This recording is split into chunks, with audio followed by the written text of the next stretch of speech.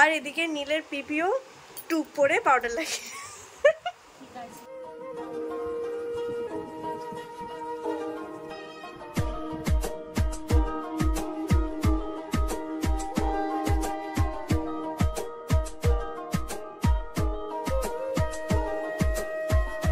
নামবে বলে তাড়াহুড়ো করছে। তোকে আটকে রাখবো। এইবার চোখটা বড় করছে, এবার হাসি পাচ্ছে।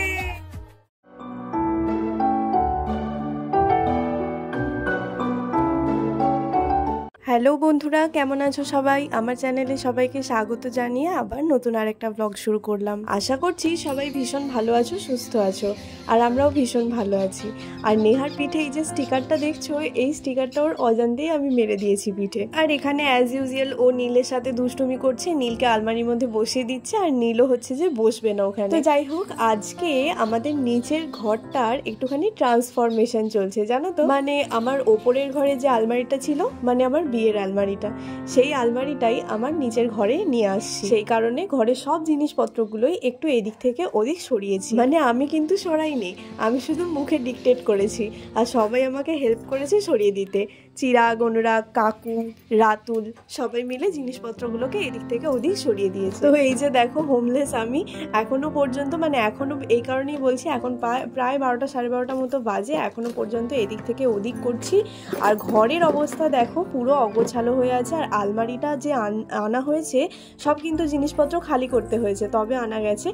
আর এই যে ঘরের অবস্থা তো দেখতেই পাচ্ছ, জিনিসপত্র সব চারিদিকে ছড়িয়ে ছিটিয়ে একাকার অবস্থায়। রিতো ওখানে হাঁপিয়ে গেছে, বসে আছে।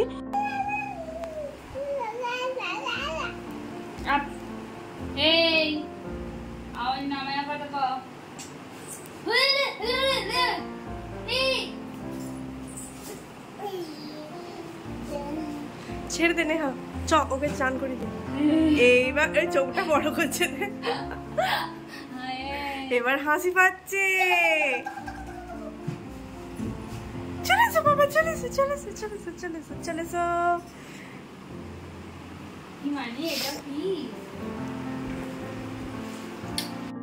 আমাদের নীল সোনা সুন্দর করে স্নান করে নিয়ে টুকফুক পরে নিয়েছে, পাউডার লাগিয়ে নিয়েছে।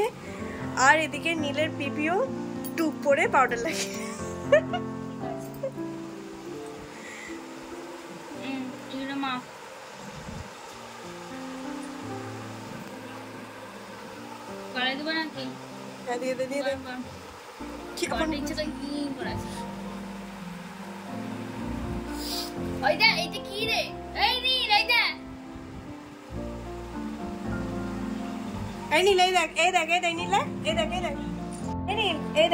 আমার দিকে তাকা, এই দেখ, ওই দেখ, ওই দেখ, ওই দেখ, ওই দেখ। এটা হলো ট্রিক। এই যে আমি একটা নতুন কাজের লোক লাগিয়েছি, ভালোই কাজ করে। এখন কিন্তু বিকাল হয়ে গেছে, আর এখনো পর্যন্ত কিন্তু সব কিছু গুছিয়ে ওঠা হয়নি। আর ওবেলা তোমাদেরকে দেখিয়েছিলাম ড্রেসিং টেবিলটা এই দেয়ালটাতে ছিল, কিন্তু এবেলা আমি একটুখানি ড্রেসিং টেবিলটা ঘুরিয়ে দেখছি যে এদিক থেকে কেমন লাগে। কারণ এই দিকের ডান দিকের যে সেলফগুলো আছে, সেগুলো কোণের দিকে চলে যাচ্ছে, এই সেলফগুলো, সেগুলো আর ঘরে ঢুকতেই না দেখতে পাওয়া যাচ্ছে না, সেই কারণে। আর দাঁড়ো, তোমাদেরকে একটা জিনিস দেখাই। ড্রেসিং টেবিলটায় একটা এলইডি লাইট লাগিয়েছি। অবশ্য এটা আমার মাথার বুদ্ধি না, এটা আমার বরের বুদ্ধি, কিন্তু কোন জায়গাটায় লাগাবো সেইটা আমার বুদ্ধি ছিল। তো দেখে বলো তো কেমন লাগছে ড্রেসিং টেবিলটা। দাঁড়াও, ঘরের লাইটটা বন্ধ করে দেখাই, তাহলে আরো ভালো বুঝতে পারবে লাইটটা।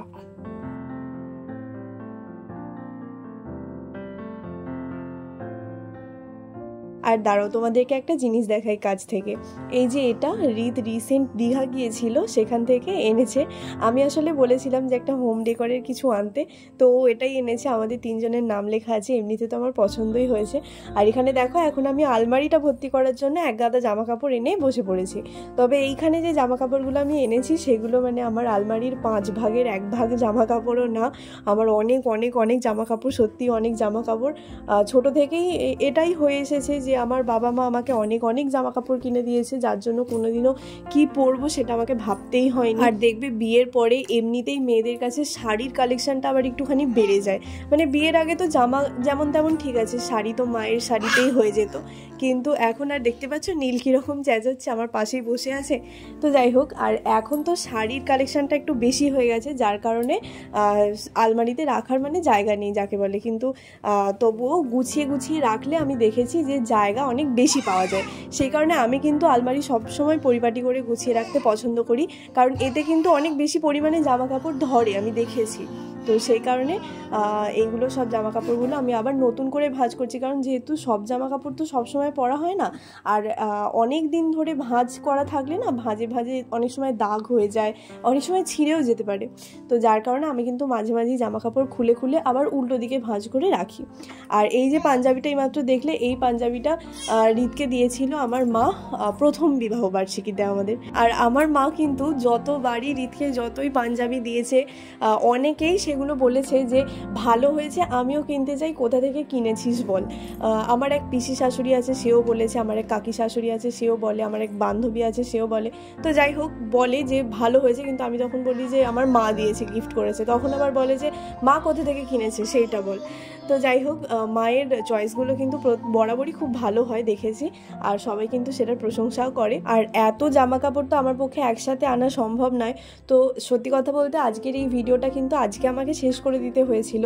আমি আবার পরের দিন তোমাদের সাথে ভিডিওটা শেয়ার করছিলাম, মানে পরের দিনের ভিডিওটা তোমাদের সাথে এই ভিডিওতেই থাকবে আর কি। আর হ্যাঁ, আজকের ভিডিওতে আমি আমার পুরো রুমটা কিভাবে ডেকোরেট করলাম সেটা দেখাবো, সেই কারণে তোমাদের সাথে কিন্তু আমার রুম ট্যুরটাও শেয়ার করা হয়ে যাবে। তেমন কিছু না, মানে যেটুকু আমি গুছিয়ে রেখেছি সেটাই আমি তোমাদের সাথে শেয়ার করব। আর আসলে এই ঘরটায় কিন্তু এখনো অনেক কাজ হওয়া বাকি আছে, মানে প্রায় অনেক কাজই বাকি আছে। এই ঘরটায় শুধু রং করা হয়েছে, টালি বসানো হয়েছে, জানলাগুলো লাগানো হয়েছে, জানলা দরজা, এইটাই আর কি।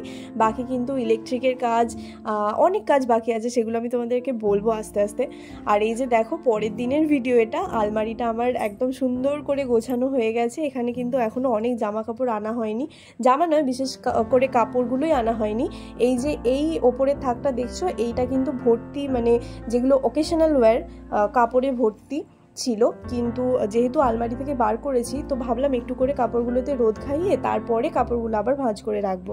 তো এখনও কিন্তু সব কাপড়ে রোদ খাওয়ানো হয়নি, এই কাপড়গুলো রোদে দিয়েছিলাম, সেই কারণে ভাঁজ করে রেখেছি।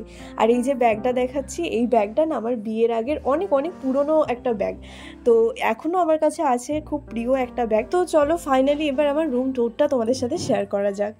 তো দেখো প্রথমেই দরজা খুলতেই কিন্তু আমার সামনেই একদম পড়ছে ড্রেসিং টেবিলটা, মানে বাঁ দিকের যে দেওয়ালটা সেই দেওয়ালটাতে রাখা আছে ড্রেসিং টেবিলটা। আর তার পাশে মানে ড্রেসিং টেবিলের পাশে আছে ওই রিতের ব্যাগ, আমার একটা বড় জলের বোতল।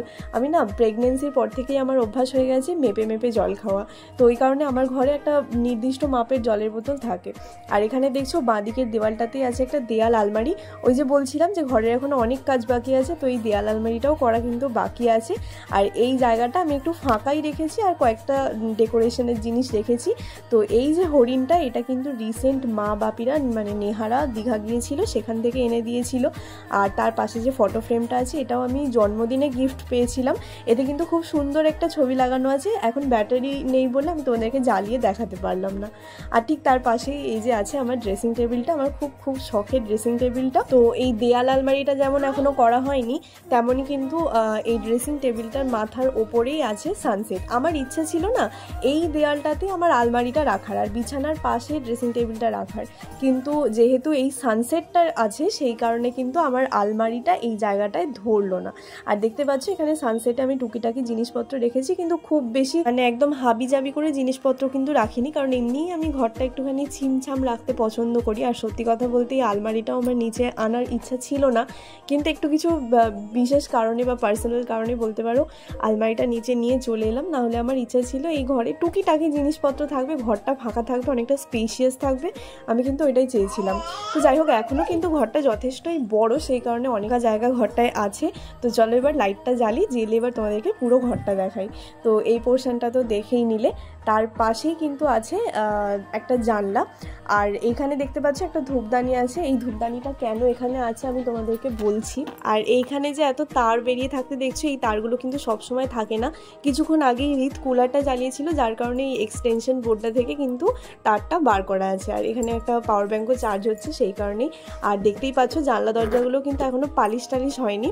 তো এদিকে ডান দিকে ঘুরতেই জানলাটার পাশেই রাখা আছে এই কুলারটা, যেটা রিসেন্ট রিত কিনেছে। আর আমি কিন্তু চারিদিকে তার ছড়িয়ে থাকতে দেখতেও আমি পছন্দ করি না, যার কারণে চার্জার টার্জার সবসময় তো এই বাক্সটার মধ্যে ভরে রাখি। আর এমনিতেও না আমার ঘরটায় দেখবে এমনি বোর্ড এখনও করা নেই, মানে ইলেকট্রিকের লাইন করা নেই, কিন্তু কোথাও কিন্তু তার বার করা নেই। আমি তার শুধু বেরিয়ে থাকবে বলে এই নিচের ঘরটায় যখন শিফট করেছিলাম তারপরে কিন্তু অনেক দিন ঘরটায় আলো জ্বলতো না, আর পাখা চলতো শুধু টেবিল ফ্যান। তো যাই হোক, এইখানে এই জানলাটা দেখাচ্ছিলাম যে অনেক দিন এখানটায় জল পড়ে, দেয়াল বেয়ে জল পড়ে এই জায়গাটা এরকম হয়ে গিয়েছিল। তো চলো এরপরে আমি তোমাদেরকে দেখাচ্ছি আমার বিছানাটা। ডান দিকে ঘুরতেই ড্রেসিং টেবিলের সামনেই আছে আমার বিছানাটা। এটা কিন্তু আমার বাপের বাড়ি থেকে আমাকে স্বাদ উপলক্ষে দেওয়া হয়েছিল। আর আমার বিছানাটাও কিন্তু আমার খুব শখের, আমি সবসময় এটাকে পরিপাটি করে গুছিয়ে রাখতে পছন্দ করি। ওই যে টেডিগুলো দেখছো, ওই টেডিগুলো কিন্তু নীলের অন্নপ্রাশনে পাওয়া টেডি। আর এর আগেও কিন্তু একটা লোহার খাট আমাকে বাপের বাড়ি থেকে দিয়েছিল, সেই খাটটাও আছে, ওপরের ছোটো ঘরটায় আছে। আর এই ঘরে ওই নতুন হওয়ার পরে ঘরটা, তো এই খাটটা আবার দিয়েছিল। তো ঠিক তারপরে আমি রেখেছি আলমারিটা, কারণ আলমারিটা ঠিকঠাকভাবে রাখার আর জায়গা হচ্ছিল না। আর এর মাথায় এই যে টেডিটা আছে, সেই টেডিটা আমাকে কিন্তু বিয়ের আগে রীতি গিফট করেছিল, ঠিক আছে। তো এই টেডিটা একটু নোংরা হয়ে গেছে, আসলে ওপরের ঘরটায় ছিল, তার ওপরের ঘরটায় আমরা অনেক দিন থাকছিলাম না, তো টেডিটাকে নিয়ে মাথা ব্যথা করা হয়নি, যার কারণে ধুলো হয়ে পড়েছিল। আর আমি শখ করে নিয়ে এসে এখানে রেখে দিয়েছি। তবে হ্যাঁ, খুব তাড়াতাড়ি টেডিটাকে আমি ধোবো। আর এই যে তার পাশেই হচ্ছে যে আবার ঘুরলে দরজা। আর এই যে এইখানে আছে আমার কার্তিক সোনা। তো তখন আমি তোমাদেরকে বলেছিলাম ধূপদানিটা কেন আছে সেটা একটু পরে বলছি। তো এই কার্তিক সোনাকে ধূপ দেখিয়ে আমি কিন্তু নিচেই ধূপটা দিই, সেই কারণেই ওই নিচেটাতে ধূপদানিটা আছে। আর কার্তিক সোনার পাশেই পুজোরই নাটিকুটি জিনিসপত্র আছে। আর কার্তিক সোনাকে এইখানে রাখতে হয়েছে কারণ আমাদের যে ঠাকুর বেদিটা ঘরের আছে আর কি, আমার শাশুড়ি মায়ের যেখানে ঠাকুর আছে সেই ঠাকুর বেদিটা কিন্তু একটু ছোট, যার কারণে আমাকে কার্তিক সোনাকে এখন এখানেই রাখতে হয়েছে। তো চলো ওভারঅল ঘরের লুকটা একবার দেখে নাও।